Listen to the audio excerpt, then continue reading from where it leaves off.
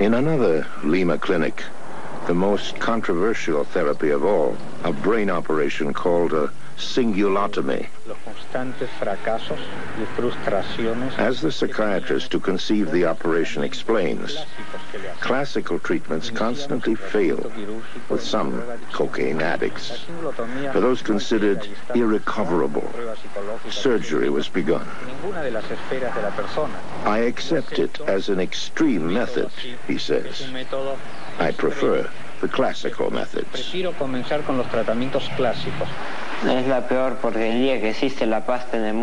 of those deemed irrecoverable is 16 years old. Paste is the worst rubbish, the worst thing in the world, he says. To protect his identity as he speaks to Jean-Michel, a mask is fashioned. He is called simply Patient 29. As Jean-Michel learns, in a matter of hours, the boy will undergo the 29th cingulotomy performed in Peru. He and his family have chosen it as a last resort, fearful of the consequences, more afraid of the addiction that killed his brother. When was the decision made? When did he finally decide to go ahead with it?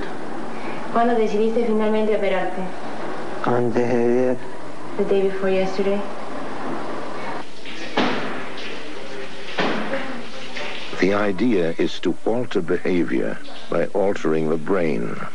Deep in the core of the brain, cocaine artificially stimulates the same mechanisms that provide us with a sense of pleasure as we satisfy hunger, thirst, or the sex drive. Yet cocaine induces a fierce craving. The theory is that to remove part of the cingulum, containing transmission lines between the brain center of pleasure and conscious behavior, is to remove the craving. Few operations in the world provoke such vehement arguments. Might the radical surgery also eliminate life's other pleasurable sensations? It is a question not lost on the young patient. Tell him that we are with him. Good luck.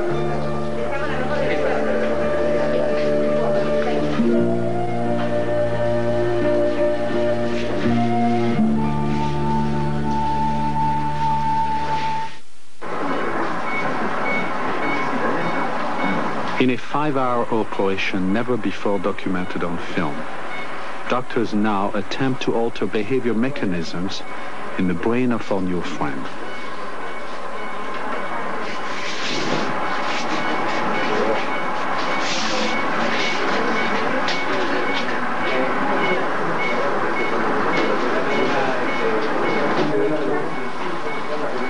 Before me, learned men huddle over a living mind, preparing to tamper with emotional circuitry only dimly understood.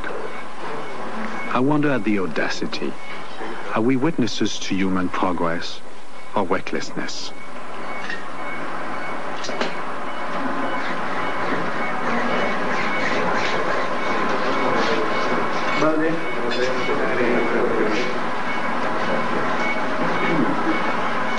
Right or wrong, the operation is a testament to cocaine's power. Desperate to loosen the drug's grip, a society is now willing even to intrude dangerously into the sanctity of the brain. 5 weeks later, I again visit patient number 29. I share an afternoon with him, playing innocent games, talking of jobs, of his future, laughing. His personality, senses, and intellect appear sound. Yet, a year later, we learn further proof of cocaine's insidiousness. Half of the cingulotomy patients have relapsed into cocaine addiction. One of them is patient number 29.